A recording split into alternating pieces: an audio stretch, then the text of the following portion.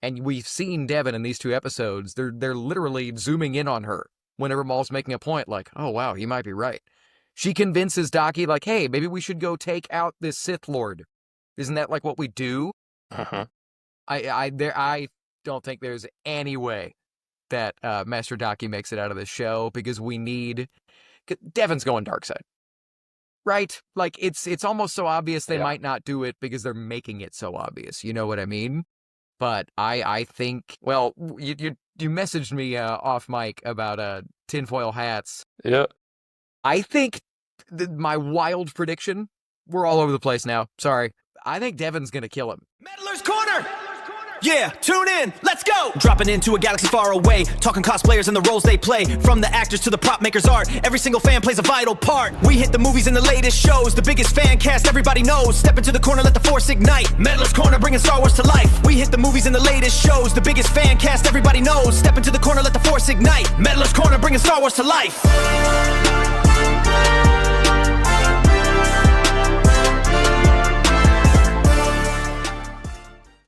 Welcome back, Meddlers. I'm your host, Donny Medler.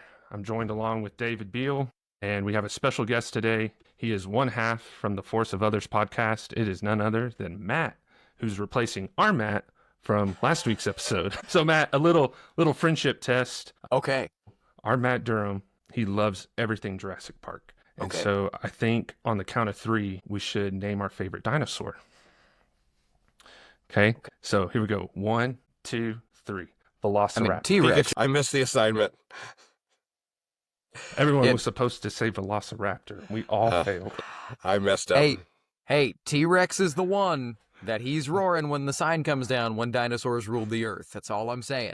There is one dinosaur king, and it's the T-Rex. But there's my Jurassic Park take, I guess. So we're here talking about everything Maul. So Matt, now that you're with us, what is your take just far on the entire series that you've experienced? Hey, and you know, we don't know each other super well yet, but at the risk of being the overly toxically positive guy, that this show is so much better than I would have thought. You know what I mean? I tend to, especially in this modern era of a Star Wars buffet, I tend to look for the stuff that I'm gonna like first, because when I'm watching a new show, I'm not watching Maul Shadow Lord, right? I'm watching all of Star Wars and figuring out how this kind of differently colors the rest of Star Wars, right? And then I have to kind of wipe my brain of that and actually watch the show, unlike my second rewatch or whatever, right? But legitimately, no hyperbole, one of my favorite Star Wars projects ever so far. I'm absolutely loving it. They've talked about how Filoni said, and they always say stuff like this, so who knows if it's real or not, right? But that Filoni said, I want you to up the level on everything. Let's go farther. Let's push the envelope in everything. They have. When you compare this to Bad Batch, I liked Bad Batch. I really, really did. But this is a whole other level that they're pushing for. Yeah. So all that to say, I love it a lot.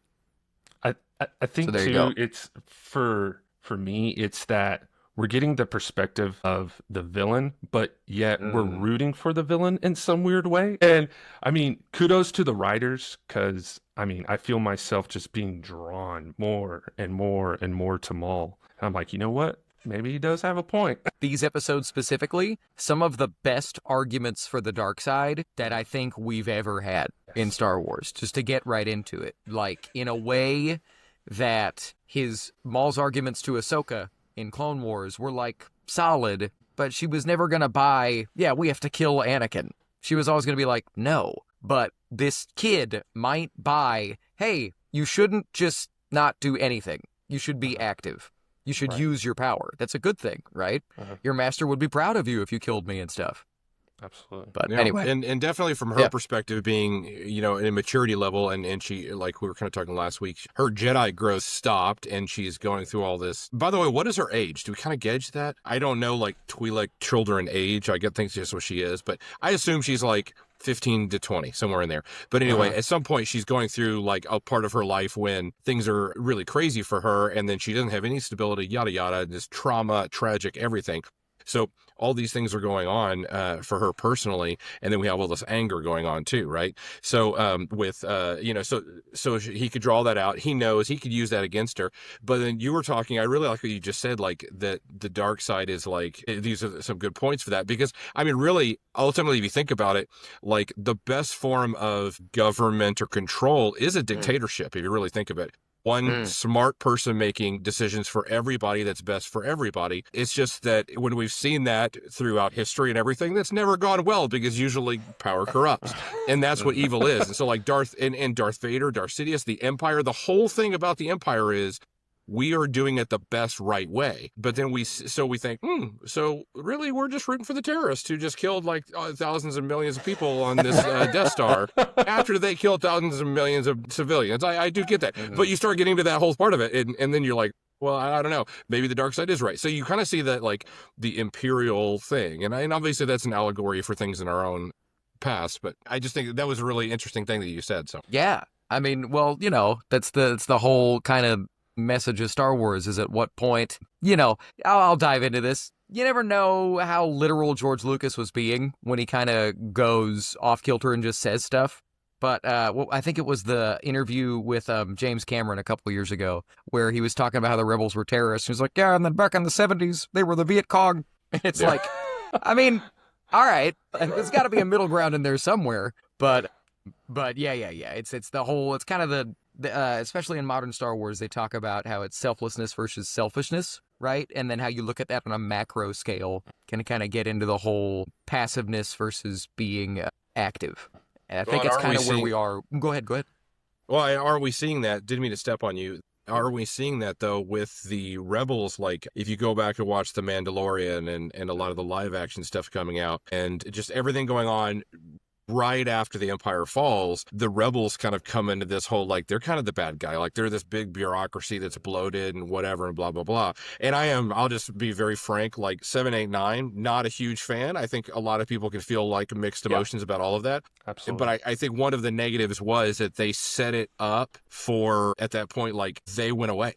Right? When the Starkiller base blew them up, now I have to think in my brain, all this is going to go anyway. So, like, why are we building the Republic? And that's a whole nother podcast that I can go off on. But I'm saying, like, this kind of shows this bloated bureaucracy, and then now the New Republic is becoming the bad guys. And I know this is not obviously the New Republic time. This is right after that. But you're seeing the different elements and sides of the everyday life. And I like the everyday life stuff. I think that's what we could relate to. And just taking it off of that, like we talked about earlier, that Dave Filoni is now taking the reins, and we are getting a new era of Star Wars. He's like, okay, I'm giving everything that I got. And I feel with this episode, it is just nothing but a spoon-fed after spoon-fed after spoon-fed of, hey, this is what I have in the tank, but just know there's more. And I mean, we have now Maul, and then we have now Mandalorian Grogu, where they're taking it all the way back to 1977, using that technology, how everything was filmed.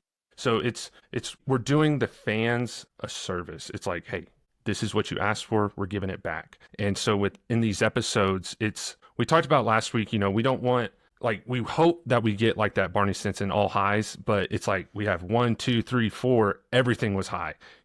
I'm counting that when Maul went to the Pikes, that the head of the Pikes, that's a hallway scene. I counted it. And I was like, yes. I got my hallway scene. I was like, Yeah. I wouldn't think that 3 out of 4 episodes we're going to get a hallway scene like already, but yeah. We've gotten a little bit more story. I wouldn't say story. We've gotten a little bit more of an introduction to Master Iko. I am falling in love with this guy, and it always happens. I fall in love with a character, and my heart ends up getting broken. I mean, isn't that good storytelling? I know it's so good, but it's still, I already feel it. I was like, I think my heart's about to get ripped out of my chest. And because, I mean, we have Maul, we have the Shadow Collective, and now the Empire. I mean, I don't know if homie's walking away. We do, I can't remember the podcast. There's another podcast that does a character death bingo, and I was like, okay, we're going to do that as well. And so we did a character death bingo for this show, and Iko Diodaki was the first person that I put on there. I was like, there is no way that the this free guy space makes in it the out middle? of the show. Might as well be. Like, same way that we're watching trailers 11 years ago for Force Awakens, and every trailer is about how awesome Han Solo is. It's like, there ain't no way he makes it out of that movie. The mentor always dies. Always, right? Yep. Not to Obi-Wan. summon the sequels. Obi-Wan. Qui-Gon, right? They always go. I think that everything that they're setting up is that he is so passive, and Maul is so active, and Maul is so aggressive and convinced that everything he's saying is right. And we've seen Devin in these 2 episodes. They're literally zooming in on her whenever Maul's making a point, like, oh, wow, he might be right. Yep. She convinces Docky, like, hey, maybe we should go take out this Sith Lord. Isn't that like what we do? I don't think there's any way that Master Docky makes it out of this show, because we need...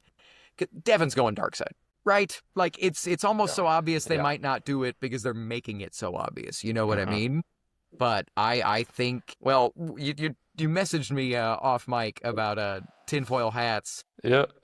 I think my wild prediction, we're all over the place now. Sorry. I think Devin's going to kill him. Devin's going to kill Master Docky? That'd be interesting. Yeah. So that would be her transition to the dark side. Maybe we see her choose evil. That might be a little too, like, acolyte, I guess, but you know what I'm saying? Like, I don't know if she's going to have to make a choice, and it's going to result in his death. I think, that would break my heart even more. Oh, but yeah. It's, my prediction is, we got 2 Inquisitors. It's bound to happen that one of those Inquisitors are the ones that take him down. That's my thinking. But, man, such a good take on, whoa. I think probably what'll happen is... now. I mean, I think with that, maybe he'll go through the end of the season or something to that effect. But I think we're going to end this season because there's a greenlit a second season, right? I think we're going to end this season with her turning to the dark side. Yes. And then we're going to be left with, is she going to come back? And that's the Ross and Rachel of this, is like dark side versus light side. And so if she's going to come back or not, we'll see there. We were on a break. Guaranteed now, that'll be like the 3rd line of season 2. It's Docky and Devin in the same room together. We were on a break! Very nice. That's fantastic. Before we even started this whole review podcast, I made a prediction to Beal, David, that 2 Boots was going to rat out everyone. And my prediction did come true, but I wasn't expecting it to play out the way it did. So we have 2 Boots and Lawson. It's like that brother from another mother friendship. And were we thinking it was going to play out like that? I mean, my take on the whole situation where 2 Boots got booted to the desk, I was like, man, she's a little tough. Like, they're here to investigate crime. It's bound to happen. Something's bound to always go wrong. But, I mean, at the same time, too, it's like you're going against the Pikes. You're going against the crime lords. But it's like you have to realize at some point something's going to happen when you're going up against the top of the top bad guys. So were we thinking that it was right that he was put to the desk, or was it a little too harsh? I'm going to be honest. I was confused why he was put to the desk. It seemed like, not to say, like, I was doing my job, but bad guys were doing something bad. He tried to stop them, and then he got put on desk duty. I kind of missed... I didn't really understand why he got pseudo-demoted for a little bit. But I don't know, David, did you have a different take? Yeah, I felt like that whole storyline just kind of dropped out, kind of like my lights right now. So sorry about that. I had a lighting issue. But I feel like that whole storyline just kind of all of a sudden went sour on me because we were kind of really interested, that 2 Boots character. Like, when he first said 2 Boots and they showed his boots, I was like, wah, wah, dorky. And then I kind of started liking him. And then I kind of realized, I don't know what happened. Like, it was too early for us to have a conflict between those 2 characters. That's what I felt in the writing. If I'm going to be critical about it, that was just kind of my just there. It was weird. It was just, I don't know. What are they going to do with that? I mean, I got that vibe too. It was just like, okay, did we completely miss something? But it was like, at the same time too, I felt it was really harsh what they did to 2 Boots. But then when Lawson deactivates him for a while, and then it was bound to happen, they're going to write it in. He's going to wake up and he rats him out. Was he right in doing so? I mean, he's a droid. Yeah. Was he right in ratting out Lawson for deactivating him? Well, turning all that intel to the Empire. I mean, I would say no, because it's the Empire. Uh-huh. And like Lawson says, if we turn this over to them, they're not going to leave, right? And I guess I say no because I've seen the rest of Star Wars, right? I'm not like Two Boots. I know where this is going to go. They're now going to be in occupied territory, essentially, right? Yes. But in terms of his programming, I guess Two Boots thinks he's right. Because he says we should turn this into the Empire like we used to with the Republic. They'll just send a Jedi and they'll handle it, right? I like that we're seeing the difference. Go ahead. I think it kind of went into like programming. Then also you got to have a plot device for somebody to bring out the Empire. So that's kind of why they went to there. Whether that worked or not, I'm not sure. They had to do something. He's like I said, he's a droid, so he's just kind of doing his thing. Of course, like in that respect, I feel like this show for some reason, like I want droids to be to have less emotion, and I'm always surprised when they do. I don't know if it's because like other shows, it's like I'm a Cylon and I don't have emotions, or I do have a lot of emotions and a red dress or whatever it is. But like when you come into like you guys are Battlestar Galactica fans too, right? I mean, come on. Yeah. When it comes down to droids, like they have these emotions, they have these like, haha, this is funny or this is sad, or they go through those. But then on this, he's just like I don't have a perspective. But obviously, Captain does have a perspective, and he knows what's going to come, and he knows the bad of that. Whereas Two Boots is just like, hey, the Jedi used to help us. The Empire is the new, they need to do it. So I don't know. It's just I would think that as a clunky plot device, but So there's a part at the opening of episode 3 where Devin escapes, and she's met by the bounty hunters, and she's walking her way, and she's making her way through the tunnel. What were, at least for my emotions, I was kind of terrified. I mean, if I was a 13-year-old, 10-year-old watching this, I'm not gonna lie, I'd probably sleep with the lights on that night, because talk about spooky, but great voice acting by Sam Witwer. I mean, just giving that horror vibe to Maul, and when the lights go off, he's just completely toying with her. What were y'all's thoughts, and what were y'all's takes on that scene and how it played out? Well, I mean, Maul set it up. I forget exactly what he says, but he was like, so be it, we can go this way, but you won't like it. It was something that was like, oh my gosh. And just the way he wasn't literally teleporting around the room, but it was very horror movie coded, like you said, where she would see him and then he's gone. It reminded me of the way he kind of manipulates Ezra from afar on Rebels, right? Where Ezra would look up and he's there and then he's gone again. I mean, just that it was awesome and I loved the whole thing. And he was, that whole episode, everything he says to her in that moment, and then when they're fighting, it takes me right back to Luke versus Vader in Cloud City in Empire Strikes Back, right? That he's taunting while also teaching, while also manipulating. Like when you listen to the words, I bought that this was a guy that was essentially kidnapped and raised by the Emperor, right? From when he was a child. So this is all that he knows. He's like, I'm going to essentially gaslight this Jedi into thinking that I'm right, while also showing them how scary I could be and that I could kill them in a moment if I wanted to, right? He only really knows how to motivate through like fear, right? But that was my take on the whole thing. Well, is it fear? Because there was a part where he says, like, I know you're frustrated. So is it fear or is it frustration? Well, it's both, right? But I think that, and whether Maul we don't know what insight he's gotten from his visions that he mentioned in like the first episode, right? But I guess plot device-wise, he knows that Master Daki is being insanely passive to the point that he won't shoplift. He won't even go get a job like Obi-Wan did on Obi-Wan Kenobi. He's just, we will depend on the kindness of others, right? That Maul is like, you can use your power. You don't have to hide. You don't have to be passive. You should be strutting. Like, you should rule like I'm doing, right? But I guess the fear in that, he's still kind of hiding though. Yeah. Oh, yeah, right? Exactly. Even saying to the cop, like, just don't try to arrest me and just let me operate and things will be fine. Good point. But I guess fear in that, like, he wants her to know I could kill you at a moment's notice. But if you join me, we'll have more power, right?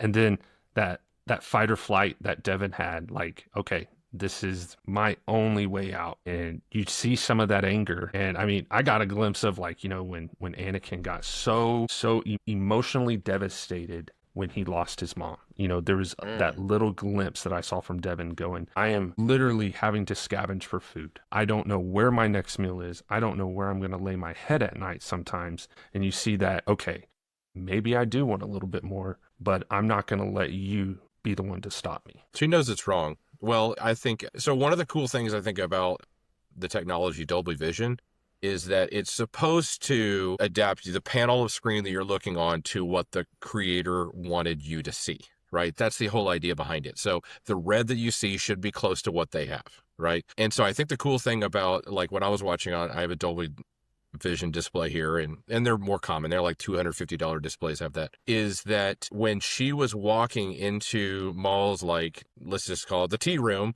right? When she was walking down that, her skin tone is like this purplish orange, right? When she was going in, there was a hue of red, and there was a light shining in her eyes that was yellow, and she looked like Maul, right? So when she's walking down that tunnel, she's like a mini Maul kind of going into that. And I thought that was really, really cool setup, because she's basically portraying maybe a future self and her dark side image.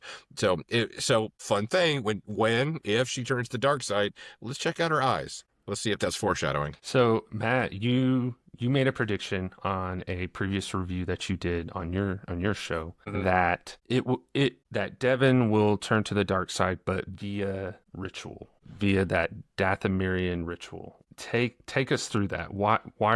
What are your thoughts on that? Why did you go with that? Well, so admittedly, pure irresponsible speculation. But just going back to when this show was announced at Celebration a year ago, and Whitwer, like he always does, kind of monologued about how some of the ideas that have informed this show, and that some of the ideas that the show's built off of were things that Dave and George had talked about previously. And then all the Star Wars fans start doing the Charlie Day thing, right? And trying to put things together of, like, we all know that, again, it was never confirmed exactly, but an idea that George had, what he was basically going to take the design of Darth Talon, make a different character that was Maul's apprentice. And that was going to be the Vader and Emperor for his sequels, right? Okay. Yes. And then when everybody's watching the trailer, because I guess they showed it at Celebration, I wasn't there, not that cool. They were showing this Twilight kid, and everybody went, I wonder if that's what Sam Witwer's talking about.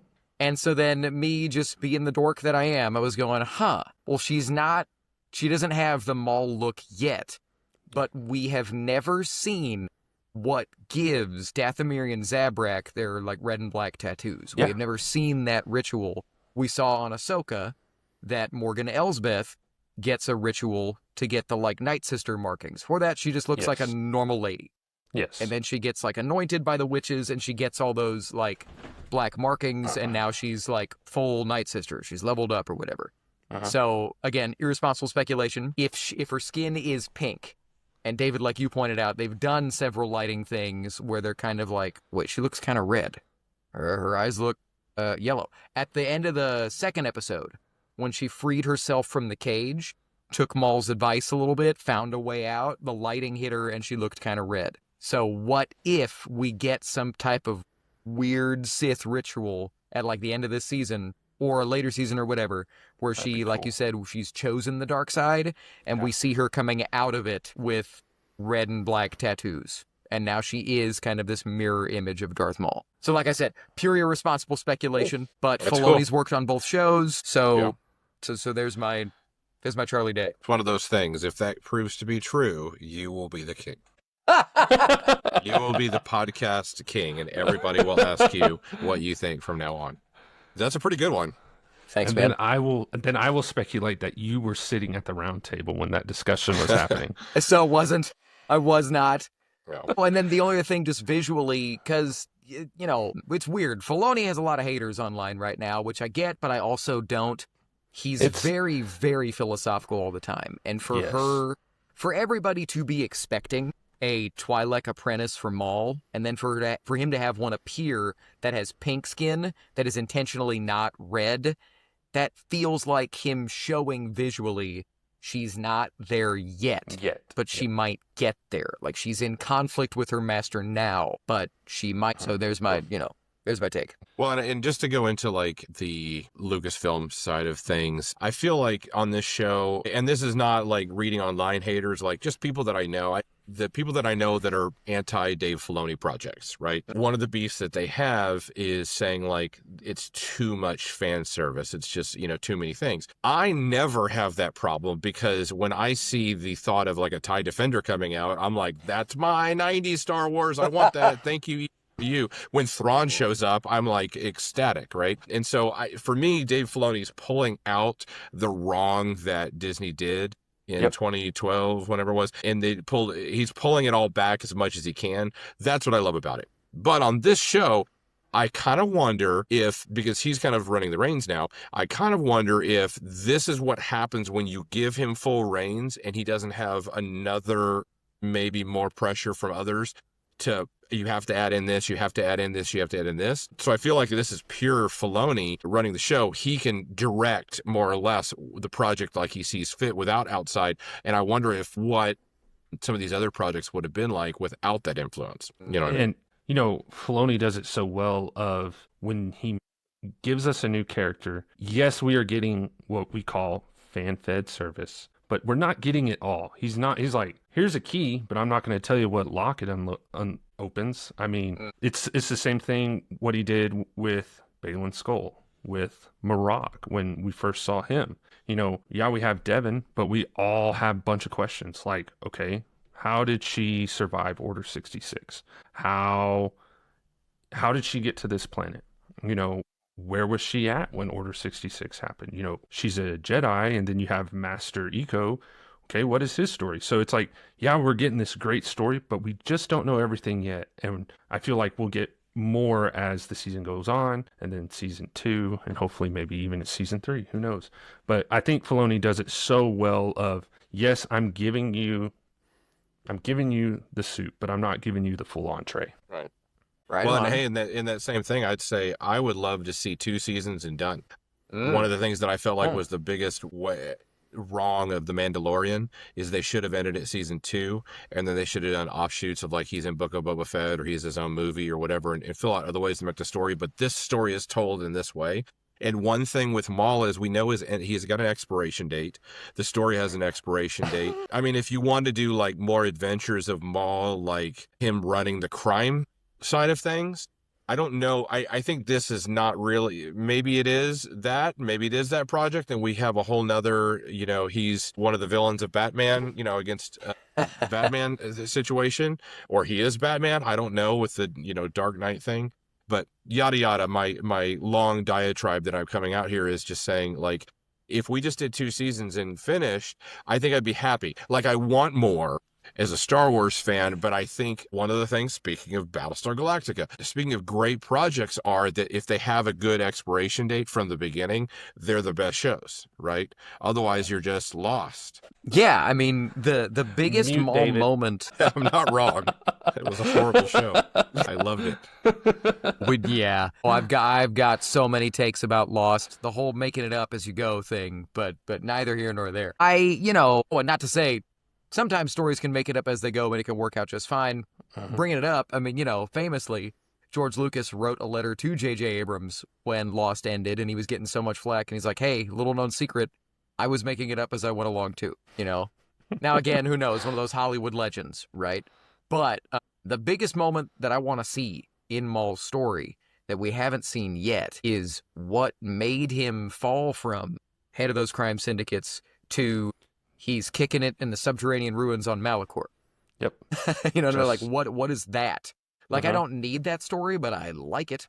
If we've seen him literally sitting on a throne, we presume, when he's talking to Kira in Solo, and that's still, I don't know, 8 or so years from where we're at now on Shadow Lord. I think Star Wars timeline is always intentionally weird, so they can have room for more stories, right? But I want to see what stupid revenge-motivated thing does Maul do again that makes him lose everything he's built, And does it have something to do with Devin? Who knows? That'll depend on how long this show is. I was happy to hear that it was more than just 1 season. I also love tight, focused stories that have a purpose, but if it was just going to be 10 episodes and then done, I was like, man, I mean... Like Obi-Wan. Well, and that's a 8-episode or 6-episode show that didn't work for me. I'll be so honest, but Yeah. you know, Well, and there's a whole nother podcast right there. yeah. But you're absolutely right. You want to see, there is you're right. There is a lot of time that they could develop here because, like I said, that's, I guess the only definite points that we have in this kind of general area for reference are Order 66. And when things happen around there, that timeline because it's, either just happened or whatever. And then Rogue One to Episode 4. Right. Those two things butted right up against each other, hallway scene, crawling credits. There we go. Have you ever watched my Star Wars is hallway scene, Steve. Cool. It is weird. Star Wars is very much in like its kind of hallway scene era right now. It seems like over the last 10 years, every project has a really awesome hallway scene. I still think Maul Force Unleashing his way through Clone Troopers on Clone Wars is still my favorite. Just all I need is a door panel and I'm good. Yeah. I'll fight away. I'll be fine. So there was one scene that I would like to talk about. It's, so Lawson goes and sees his son. Is there a point where, I mean, we all are, a working class, we go to our jobs. Is there a point in our life where our job should take over our life? Loaded question. So, I mean, me personally, there always has to be balance, right? Especially when you have a job, when you're a police captain in this instance, right? Diving in personally, my father was a police officer for 37 years, right? And there were times that he wasn't at my football game or my jiu-jitsu match or whatever, my theater show, what have you. When I was younger, it would bother me, but when I was older, I was like, hey, I mean, at the end of the day, he has to work the night shift tonight. That's kind of unavoidable. He didn't have to go run off and fight Maul, but if that was happening too, I'd be like, Dad, it's cool. You got stuff that's going down. I mean, the thing... You know what I'm saying? Yeah. Like, well, yeah, Dad, there's a Sith Lord. Go deal with that. But it's also what every '90s movie was, right? Dad's not at my baseball game. I think that the message of those stories is always balance, right? I think that it's a little. If the arc they're trying to put Brander on is, bro, you're too connected to your job. In my opinion, they picked a weird job when he's a civil servant. Yes. You know what I'm saying? If he was a sales executive and he leaves Riley's space lacrosse or whatever it is game, I'd be like, hey, man, that's kind of a douchebag move. You should probably sit tight and go sell stuff later. But if it's like, well, I got to go deal with Darth Maul, it's like, you should probably go deal with that. Yes, Riley can cope. Does that make sense? I think it might be like, I don't know, do they just insert like the archetype, like the cop his wife left him, who's apparently an Imperial. And so there's a story there. And so obviously they're probably going to get connected and then the son's going to become involved and whatever. So there is a lot of like story they can come to here. But, when it comes to, I don't know, they always have these archetype of like, the cop. Well, when there's, crime doesn't happen, at convenient times from 8 to 5. Usually it doesn't, And so, I don't know, I think, again, on this, I'm just going to, you keep on asking these questions, and I keep on going to, it's a story arc. They're just trying to pull something in so that they can pull something later back, So, I don't know, but you do, to bring it up, it is, his Two Boots relationship, his son relationship, his wife relationship. All these things are just another way where the Empire is turning their world upside down, just like they did with the Jedi. And this poor, essentially a child, and her frog uncle have to like go to the streets to be out in the middle of nowhere because the Empire has come in and destroyed it, right? So I don't know. So they have to have something bad happen because the Empire can't be good. Otherwise, we're the terrorists, right? Well, and I mean, I love that they're slowly giving you the information about Mrs. Lawson or Riley's mom or whatever happened there. Because, of course, in the second episode, when Riley's like, hey, Mom called me on my cell phone. She wants me to go visit her. And Brander goes, let's wait till I can go with you. Yeah. Of course, I spent a week going, that's a bad move, man.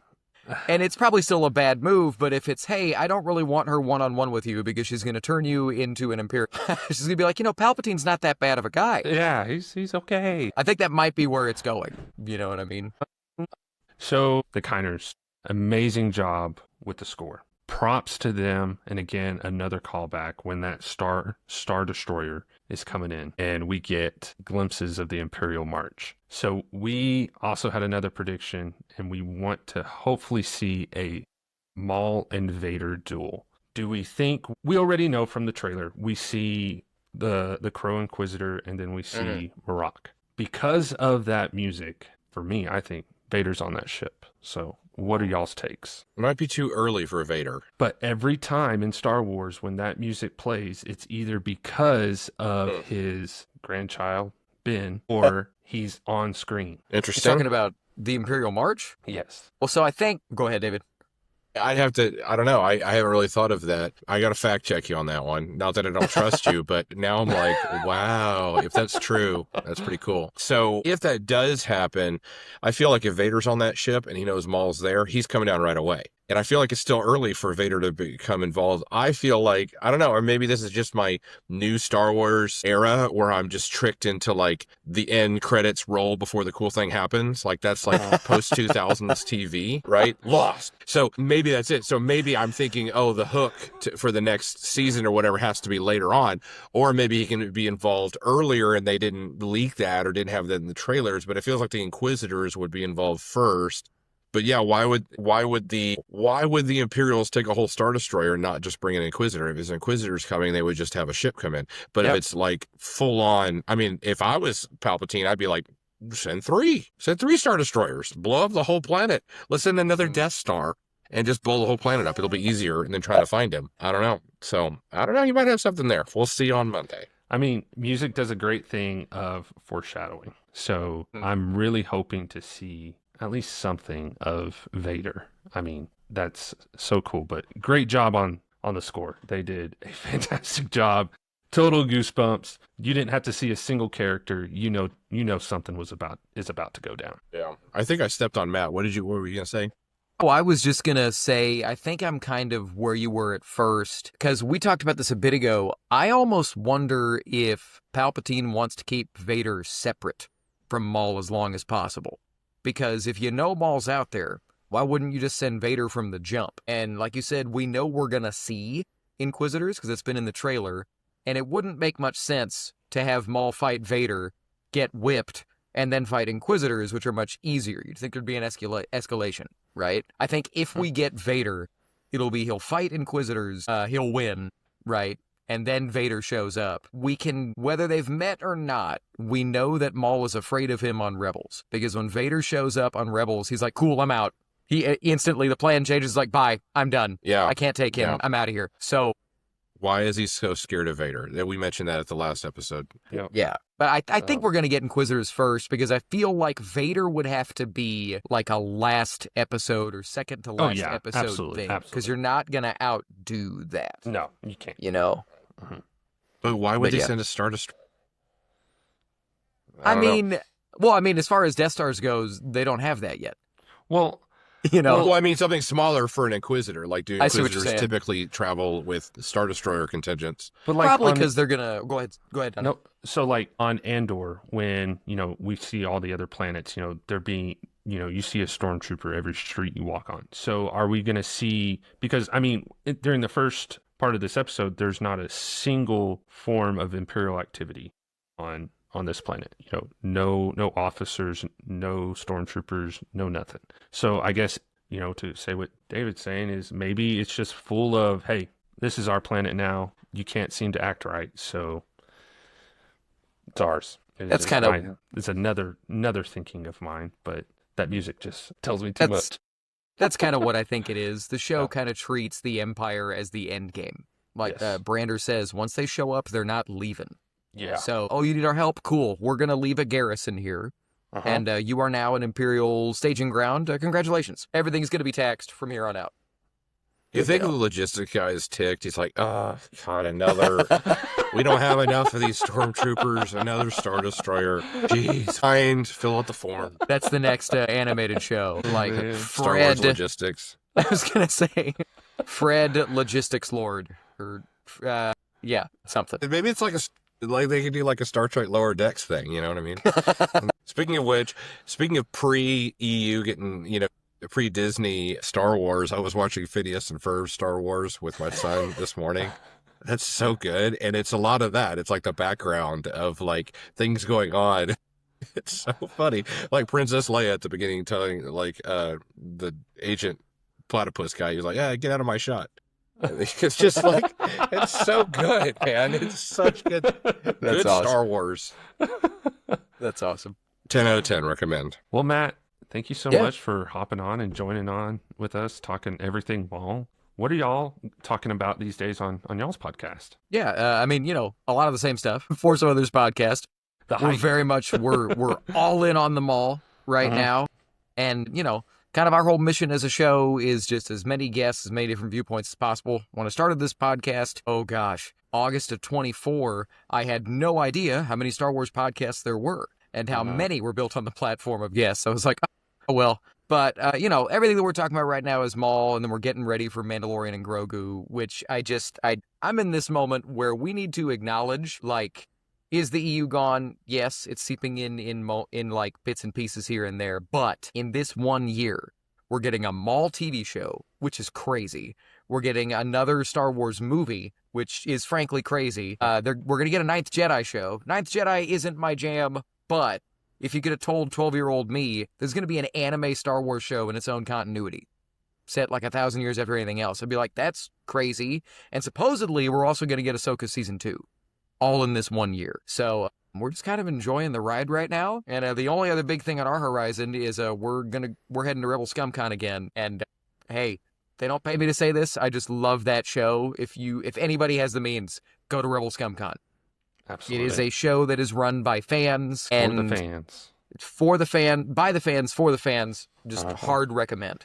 Yeah, So there you go. last year was my first time to ever go to Rebel ScumCon. And we have a bunch of people here. I'm a part of the First and Dark Empire, all that group.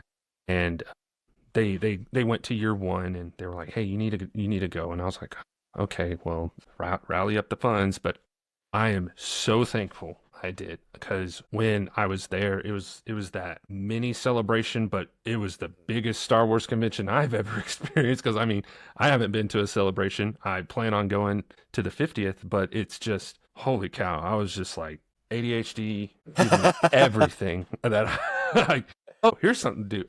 Here's something to do. Like, it was great experience. Everyone is so kind. I mean, even the actors who they brought on, Bobby and his team at Kentucky, that they all bring, like, taking that personal time with everyone, just even for an autograph. Like Sam Witwer, my favorite story of all time. So I was coming out of the dressing room, and Sam Witwer was walking by, and he was getting the picture with all the 501st. And he saw me. I was kitted up in my Balin, and he was like, "What a fantastic Balin that you have." And I was like, "Well, thank you so much. Like, I'm your fan." And so he was like, "So yeah, you That's should." cool that he likes this. He likes Star Wars too. You know what I mean? He just casually dropped to me. It was just, "You should probably watch season 2," and then just walks away. And I was like, dude, stop. Let's just So really. I know that I'm speculation prediction man. If we're going Mortis gods, there is no way that Sam Witwer is not playing the son in live action. I know he's dead. Yes. But like, it's coming. It's coming. Him and Filoni are boys. You know that's coming. Mhm. So, and for him to say you should probably watch anyway. Gosh. it Anyway. was so wild. And my buddy, he kits up as Dooku, and he was just like, did he just say that? Did he just say what I think he said? I was like, yeah. Should we go That's after cool. him right now? I was like, no. Give him space.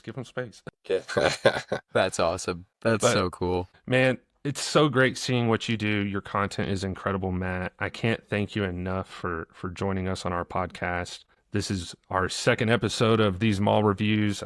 On the other show, I do interviews with guests, and I am this was like a huge interview for us, talking Maul and everything. And I can't thank you enough for taking that time out of your day and hopping on and just chatting Star Wars shop with us, dude. Dude, absolutely. Thanks for having me. This is fun. Anytime. Thank you again. Is there any closing thoughts, Matt, that you want to give us? Hey, I mean, if you want to find more of me and my stuff, Force of Others podcast on Instagram, Force of Others on YouTube. And then if you want to listen to us as a podcast, like every podcatcher app, you can find us. So And, and I guess if you want to email me like an old person, forceofothersradio@gmail.com. But, Awesome. we plug the email and I'm always like, why? No one does this except for like people our age and older. And even then, just comment on something on Instagram and I'll see it. Yeah. But Matt, there you go. One more question before we head out. So I ask this of all my guests that I get on. If we were to open your garage, what is your Star Wars vehicle whip? What's your vehicle of choice? Okay, so it's specific and it is, it's, I mean, I want to say X-Wing, but to be a little bit so in a universe where the X-Wing isn't the go-to option, right? Specifically, the Lando Calrissian variant of the Millennium Falcon. Just as soon as I saw that ship with the blue stripes and that the escape pod is there, I went, like, it just looks so good. Yeah. Well, but that's like you're talking about, instead of the Winnebago that's 40 years old, I want the brand new Winnebago, right? I want it when it's new and shiny and smells new. So that's cheating. Yeah. Sure. Oh, and I'll admit, it's purely self-serving. Blue's my favorite color, so when I saw blue on the Falcon, I was like, too. Yeah. It's like painted for me. Now, would it stay maintained like that? No, it would look like Han's Falcon in like a week. Right? But, anyway. Well, Matt, thanks for joining us. Meddlers, y'all have a good night. See y'all. Absolutely. Meddler's Corner! Yeah, tune in, let's go! Dropping into a galaxy far away, talking cosplayers and the roles they play. From the actors to the prop makers' art, every single fan plays a vital part. We hit the movies and the latest shows, the biggest fan cast everybody knows. Step into the corner, let the force ignite. Meddler's Corner, bringing Star Wars to life. We hit the movies and the latest shows, the biggest fan cast everybody knows. Step into the corner, let the force ignite. Meddler's Corner, bringing Star Wars to life.